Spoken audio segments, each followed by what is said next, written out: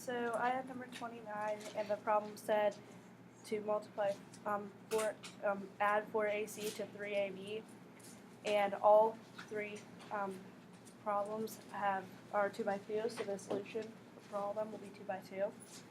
So for my first step, I multiplied A times C, and I multiplied the first row by the first column. So right here, and I did the same thing with the bottom, and I got AC equals 42, negative 42, 12, 28, and negative 2. And then I multiplied by 4 to get the first part of the problem, and I got negative 168, 48, 112, and negative 8. Then my third main step was to multiply A times B. So I took the first row and the first column, first row by the second column, etc. And I got negative 12, 11, 16, and negative 10. And then I multiplied by 3. I got negative 36, 33, 48, and negative 30. And then I took the answers from main step 2 and 4 and added them together. And I got negative 204, 81, 160, and negative 38. I'm going to just zoom in on this so that you can see it a little better. Yeah. No, it's fine. You're trying to show it all. So just kind of checking your work. There are three things that you're looking for here. So the first step that she has up there, and she kind of separated it, would be to multiply A times C. So check to make sure that your A times C matrix for number 29, you have negative 42, 12, 28, negative 2. And then you're taking that and multiplying it by 4. The second step in the middle here was to multiply A times B, and she has negative 12, 11, 16, and negative 10. And then you're multiplying that by 3. And then you're taking those two answers that she has starred, and you're adding those two answers together. So multiplying the matrices together, and then multiplying them each by a constant, finally adding them together. Nice job. Any questions? Really nice, Holly. That was a lot of work. So Julian has 31, and number 31 was still multiplying, but I think that was the one that had like variables in it that it asked you to solve for.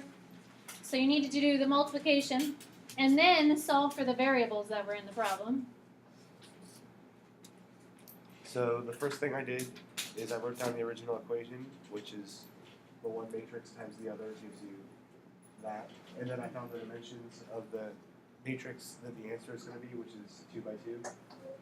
So I did 4 times 9 plus 1 times 2 plus 3 times negative 1 for the first part of the answer, and then 4 times negative 2, 1 times 1, and 3 times 1. And then I did negative 2 times 9, and then x times 2, and then 1 times negative 1, and then negative 2 times negative 2, x times 1, and 1 times 1. And then you get that thing there. And then you have to multiply, and then you get 35, negative 4, negative 19 plus 2x, and 5 plus x. And then equals y, negative 4, negative 13, and then 8. So then you already know that y is 35 because it's kind of hard to see, but it's just corresponds to the thing in the other matrix. The light is hitting it just right.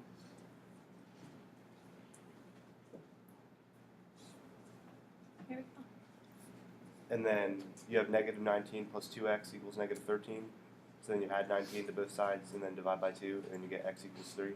So you have x equals 3, y equals 35. Any questions for number 31? You can just keep that up there for, put it back up for a minute. Nice job, Julian. You can sit down. So you had to do the multiplication, which he has kind of expanded there. After you do the multiplication, that's like step 1. Then you're taking the piece from the left side where the variable exists and placing it equal to the corresponding element on the other side. And unfortunately, my light is hitting his pencil just right that it's making it a little hard to see, but this negative 19 plus 2x is equal to negative 13. So you're setting those two pieces equal to each other. Or you could have chose to take the 5 plus x and set it equal to 8. Either way, you're going to get the same exact answer. So wherever you see an x, setting it equal to the other element on the other side and solving it. But if there are two x's up there, you better get the same answer for both those x's, because x can only be one value in this equation. The solution is not an ordered pair, so don't rate it as an ordered pair. It's just x equals 3, y equals 35. But these aren't two lines that are intersecting or anything like that. It's just an equation set up as a matrix. Are there others that you would like to walk through from the homework? Emma. Say it again. 37. Yeah, the softball problem.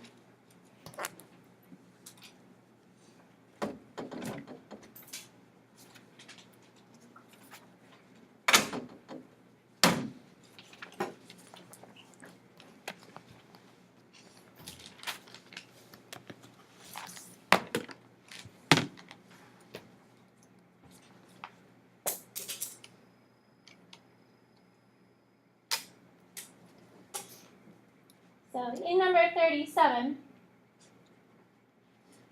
it says to write an inventory matrix and a cost per item matrix, and then it says to use matrix multiplication to write the total cost. I can get it to focus a little more. There it goes. So a softball team buys 12 bats, 45 balls, and 15 uniforms. The bat costs 21 bucks, the ball costs $4, and the uniform costs 30 bucks. So we need to write two matrices. And however you write those matrices, you need to make sure that you're able to multiply them together. So if we would write the matrices,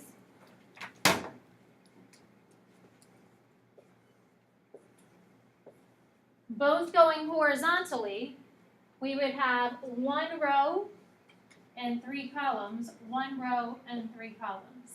And you cannot multiply them if you have them listed as both the same dimension, 1 row, 3 columns.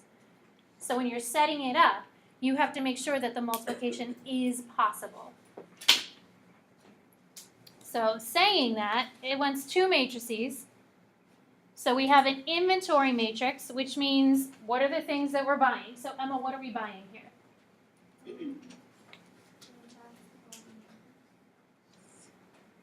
Okay, so our inventory matrix. How many are we buying, Emma? 12 bats, 45 balls, and 15 Right. So here's our bats, the balls that we're purchasing, and our uniforms. And you can't see that. And you're supposed to say, Miss Kay, we can't see. There we go. So this matrix is 1 row by 1, 2, 3 columns. That means your matrix, the second one that you create, has to start with a 3. It must have 3 rows in order for us to be able to multiply. So we need to create a matrix that has 3 rows so that we can multiply it together. And those 3 rows would create the cost matrix, because it tells us that a bat costs 21 bucks, a ball costs 4 bucks, and a uniform costs 30 bucks. So here is our cost matrix. And again, we still have bats, the cost of the balls, and the cost of the uniforms. This is now a 3-row, 1, 2, 3, but only 1 column. And now my rows and columns meet up. What would the dimension of the matrix be when you multiply these together? Julia? Yeah, so my answer is just going to be a 1 by 1 matrix. Because you take the first row of the first matrix and the column of the second matrix, that becomes our dimension. So we will just have a 1 by 1 matrix. When you multiply them together, you just have 1 blank sitting here. Because really we're finding the total cost, we're just trying to write it as a matrix. So we would take 12 times 21 we would take 45 times 4, and then finally we would take 15 times 30. And then you'd add all of those together to get a total cost, which should just be one number. Anybody have 12 times 21 plus 45 times 4 plus 15 times 30? What is the total cost of debt? 800, say it again. 82. So 882 bucks. But the key is that when you're arranging your matrices, that you have to make sure that one goes horizontally, the next one flips vertically, so that you can physically do the multiplication as a matrix. I mean, yeah, you wouldn't have to solve this as a matrix whatsoever, but the goal is to see if you can try and picture visually how it would be set up in matrix form. Probably easier not to use a matrice for that. Good question. Others? So I do want to look at that so that I don't forget to collect it. Please make sure your name is on the top of that. I will get that back to you Monday.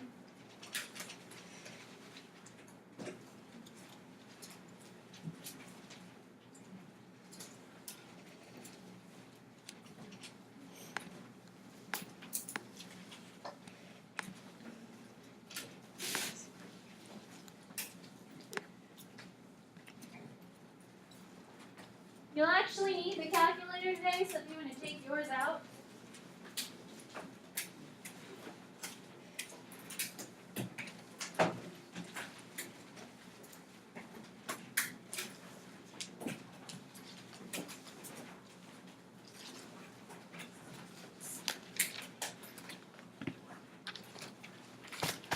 And we're looking at the last section of matrices today.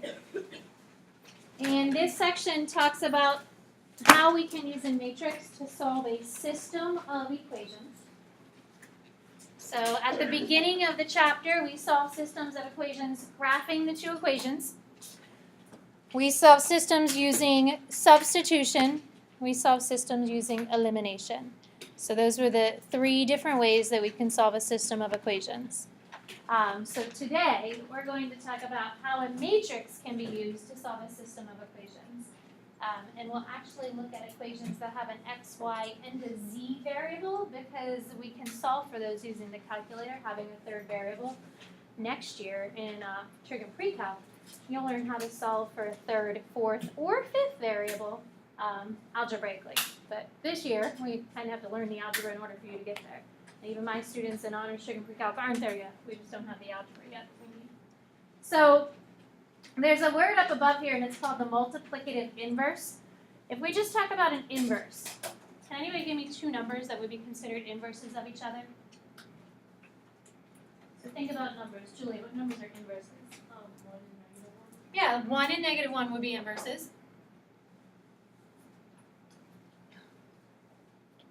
What else would be inverses besides 1 and -1?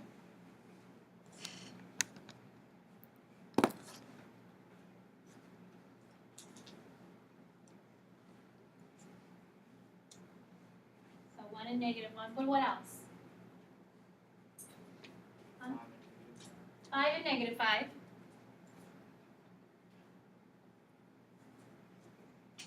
And we actually call them opposites because one's positive and one's negative. If we have 1/2 and 2, those are true inverses of each other. So 1/2 and 2 are inverses. 1/3 and 3 are inverses. 1/5 and 5 would be an inverse. If I multiply these inverses together, because we're talking about the multiplicative inverse, so it has to have multiplication, what happens when you multiply 1/2 times 2? Or 1/3 times 3? Or 1/5 times 5? Again? You get 1. You always get 1. And that's what the multiplicative inverse states. So the multiplicative inverse, an inverse is noted with a -1 above as an exponent. And when you take the inverse times the number itself, so this is for multiplication, you always get the value of 1. So an inverse and its number multiplied together give us the value of 1, which is how you solve an equation. So when you solve an equation, if we had 2x equals 8, you usually say divide by 2 because we're trying to get the number in front of x to be the value of 1. But technically, dividing by 2 is really multiplying by the inverse of 1/2. Because our goal is to eliminate the number in front of the variable. Well, to get rid of it, really we're trying to make that variable become a 1. So you've used the multiplicative inverse since you've been solving equations way back in pre-algebra. Just probably didn't know that you were using the multiplicative inverse. Instead, you were saying you were kind of just dividing to do the opposite of multiplication. So multiplicative inverse says the inverse of a, which is notated with the little -1, times the number itself should always be equal to 1. And the reason that little -1 is up there is because if you have 1/2, if you flip that and write it as 2 to the -1, and you all have calculators, if you put 2 to the -1 in the calculator, so use your little exponent button, place the -1 in, what do you get? Holly? 1/2. And if you place 3 to the -1 in your calculator, you get 0.333333, or 1/3. So that little -1 actually is the inverse, or the way you would write 1/2. So an exponent that has a -1 is a way that we can write a fraction, or we can keep it as a whole number. So that little -1 actually means you have 1 over that number. So how does that help us with matrices? Well, we're going to try and find inverses of matrices so that we can solve equations. Because if I want to solve an equation, like I just did over here on the board, and you have a number in front of x, we need to multiply it by its inverse, or its opposite, in order to get rid of it. Because the inverse times the number itself makes it go away, makes it become 1. So we're going to use the calculator and a matrix to do that. Mathematically, it's actually a really long process, and I told you I had a whole course on matrices, and finding inverses of matrix was one of the things that we did, except we used 5x5 matrices and 9x9 matrices, but it has to be a square matrix, so it has to be 2x2, 3x3, 4x4, 5x5, that kind of thing. So in the calculator, there is a matrix button, and I'm going to find mine so you can visually see it as well. So if you look at the x to the -1 button, above it, it says matrix. That's on the left side. So if you look on the left side, you should see x to the -1 right here. So if you hit second, which is the blue button, x -1, you get this list, and it says names. We are going to go over to the word edit and hit enter. So I want to do A, I'm keeping it on A, so I'm just going to hit enter. That's matrix A. The dimensions of matrix A, you need to enter into your calculator. It's 2 rows by 2 columns. Every time you press a button, you have to hit enter. And then your calculator, you now see a matrix that has 4 numbers in it. 2 rows, 2 columns. So we're going to put those numbers into the matrix from the example here. So we have -21, and it goes through the row first. After you type the number, hit enter, it bumps it to the right. And then we have a 3. Sorry, I'm on the wrong example. You type in the numbers that are here. So we have 3, and then 8, and then 2 and 5.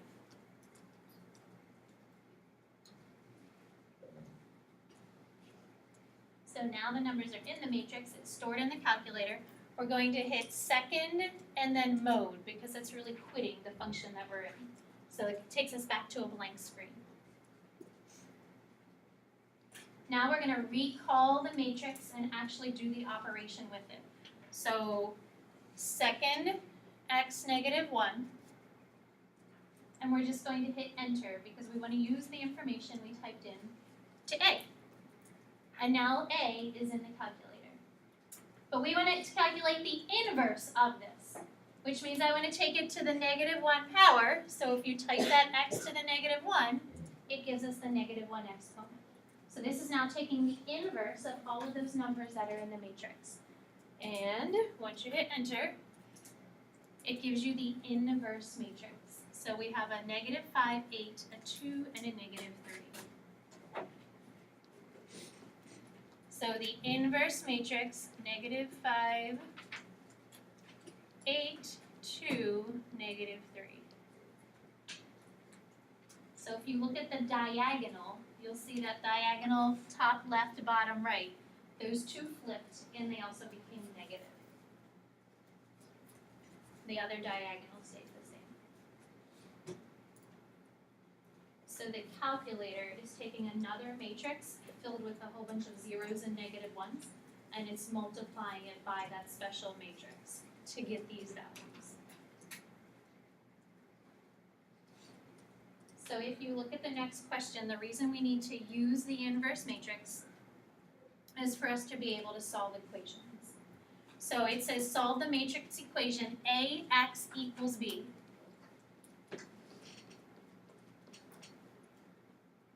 For the matrix X. So our goal now is to find out what the X would be if I had an equation. So this is the same thing as saying we have 2x equals 5, we want to solve for x. In order to get the number in front by itself, or the x by itself, the number in front of x away, we would multiply by 1/2 if it was a 2. Well, because we have a matrix, we need to multiply by the inverse matrix to take it away to get it to the other side. And that inverse goes in front of the other matrix of both of them. So to eliminate it, you're going to be multiplying it in front. So we are going to have our variable matrix, the x values, will be equal to the inverse of A times B. Because you can't really divide a matrix. Like that just isn't an operation that you can do. You can multiply matrices, you can add them, you can subtract them. But you can't divide by a matrix. So using the inverse is our way of saying divide by 2. But instead of divide by 2, we really can multiply by 1/2. So instead of dividing by a matrix, we're going to multiply by the inverse of that matrix. So looking at the two problems we have up here. So matrix A is 2, -7, -1, and 4.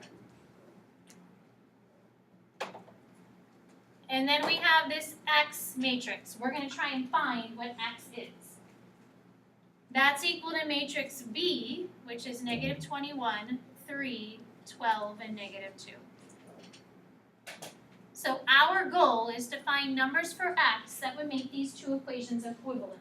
What can I multiply 2, -7, -1, and 4 by so that they become -21, 3, 12, and -2? Because that's really what you do with an equation. If you're solving for x, what do I multiply 2 by to make it equal whatever number's on the other side? And now we have this whole matrix to deal with. So the way we work through this equation to get x by itself is to take the inverse of 2, -7, -1, and 4. So I'm going to put a little -1 on the outside of it. That says that we're taking the inverse of this matrix because that's how I get rid of the 2, -7, -1, and 4. The multiplicative inverse says if you take the inverse and multiply by it itself, then they eliminate, and that's how we can get x by itself. And then we have the -21, the 3, the 12, and the -2. So we're going to let the calculator do all of the work. So in the calculator, this is A, -1, this is B. So we're going to see if we can enter the stuff in for A, enter the stuff in for B, and then we'll have the calculator do the work for us. So if you go to your calculator, go back into the matrix, and move over to edit. You always need to edit the information first because we need to enter new numbers into the calculator. So we are entering the first one, which is the 2, the -7,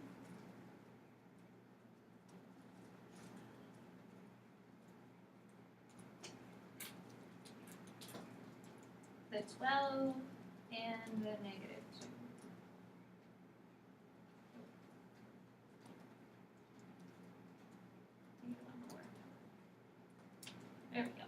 So we have 2, -7, -1, 4. We're going to go back to the matrix, go over to edit, but then go down to B. Because we have 2 matrices. We have A and B. So we're going to enter numbers in for A and B. So hit enter. B is still 2 by 2. And then we have those 4 spots for B.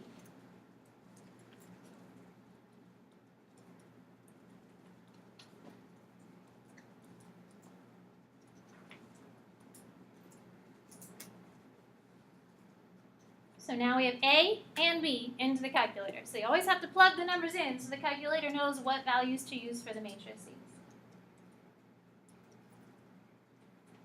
Does anyone have questions with the calculator?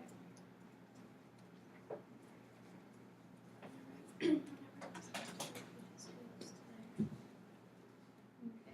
so go back to your matrix. Move over to edit first, and then down, and then press enter. Okay.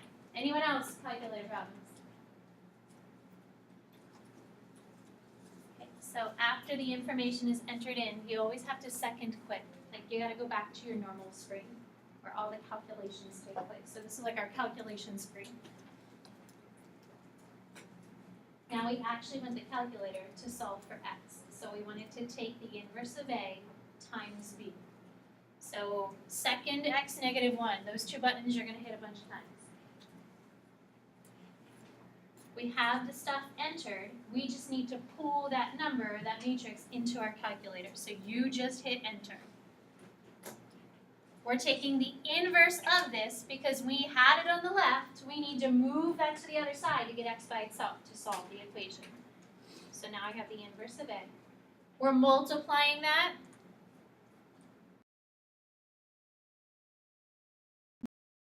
We're trying to take the inverse of a, multiply it with b. We already plugged the numbers in. When you hit the enter button, the calculator does magic. It does the multiplication for you instead of you doing the multiplication, the row by column, row by column. That's what the calculator is doing. So it's multiplying for you. It's taking your work out of the problem. So if you hit enter, we now have 0, -2, 3, and -1. Did anybody not get those numbers?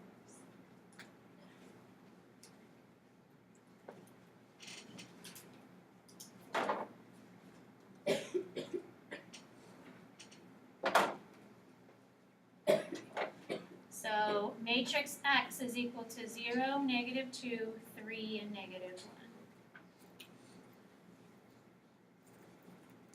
So what that means is if in the equation, if I had my matrix 2, -7, -1, and 4, and if we multiplied it by 0, -1, 3, and 0, -2, 3, and -1, we would end up getting -21, 3, 12, and -2 by the matrix multiplication we did yesterday. So we now have found 4 values for x to make the left side of the equation equivalent to the right. Questions?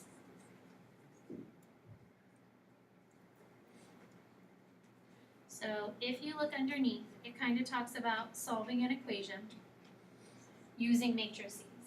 And the way we're going to be solving an equation, right here. So if I have matrix A times a variable and it's equal to B, the way you get x by itself, instead of dividing by A like we usually do, we're going to multiply it by its inverse. And whatever you do to the one side, you have to do to the other. So our goal is to get x by itself, and with matrices, the way you do that is to take the inverse and multiply the inverse by the value that was there. So we're going to see if we can kind of do this with an equation to solve for x. Actually, an equation with x and y in it. So this isn't anything different than you've ever done. It's just we're doing it with matrices, which makes it seem a little weird. Because you're used to like dividing by 2, dividing by 3 to get x by itself. And now we're dividing by this whole matrix, so we're really multiplying by its inverse. So at the bottom of the page, it says use the inverse matrix to solve the linear system. So we now have a set of equations like you did at the very beginning of the chapter. We solved them graphing, substitution, and elimination. Now we're going to try and make it a matrix for them. The first matrix is called the coefficient matrix. What are the coefficients in the equation?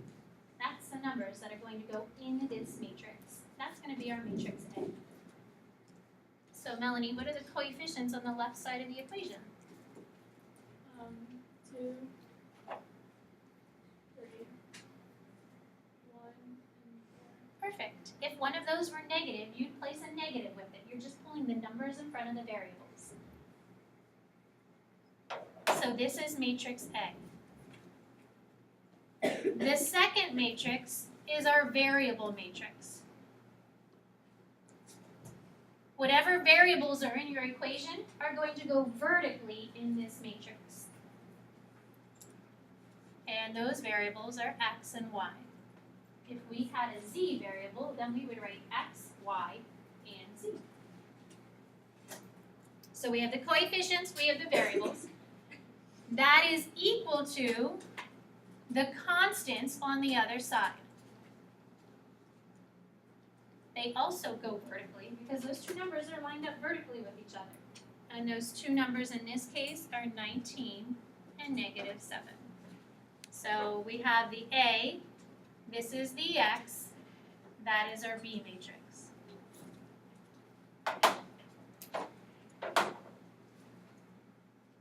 So in order to solve this, because now we're solving for X and Y, we're going to use the calculator. We're going to take the 2, 3, 1, and 4.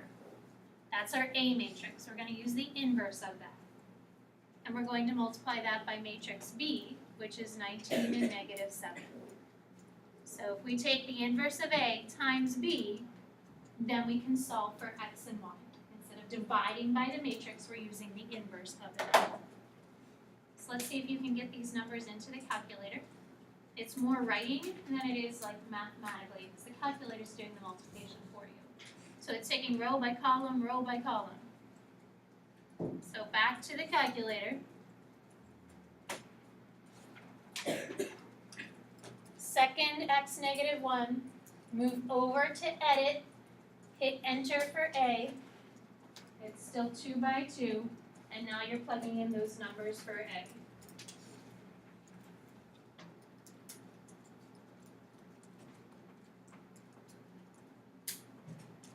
And then you second x negative 1, move over to edit, but now we need to go down to B. B is 2 rows, but it's only 1 column. So when you look at your calculator, the matrix should be lined up exactly like your matrix on your page. And we have the numbers 19 and negative 7.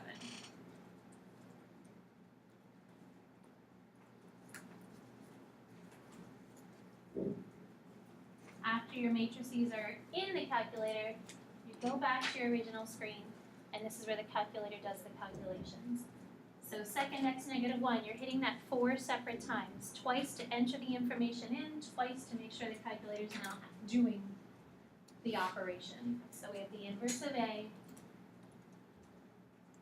times B.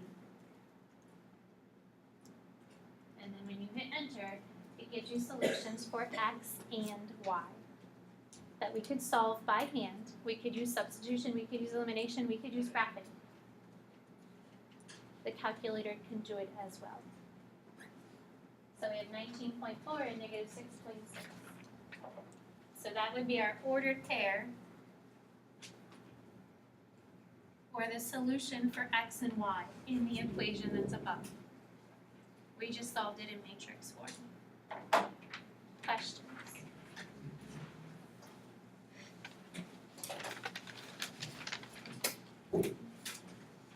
So the worksheet that I have, the back is blank, so you can feel free to put some work on the back.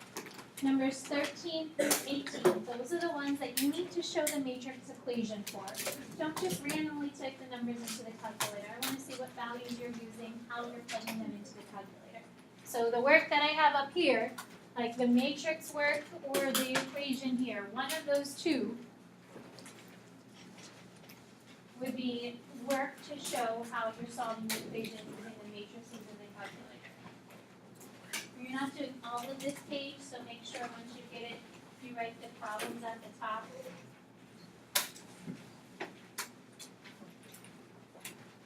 So the first 6, you're just finding the inverse. So that means you're plugging those numbers into the calculator, using the inverse button, and letting the calculator find the inverse.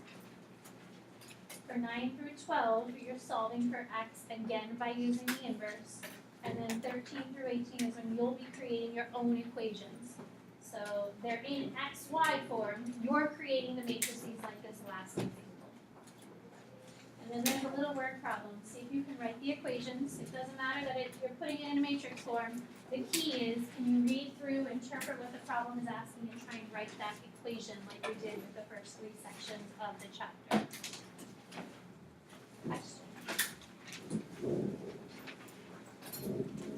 So Monday we'll review for Tuesday's text. You might want to refresh yourself on substitution and elimination, just kind of look over that information.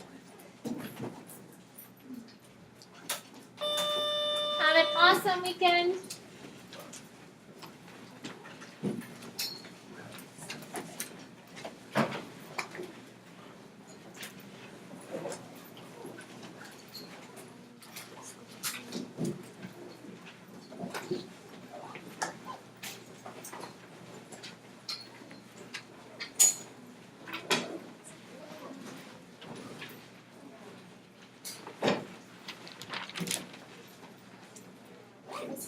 Yeah. Did you finish the report?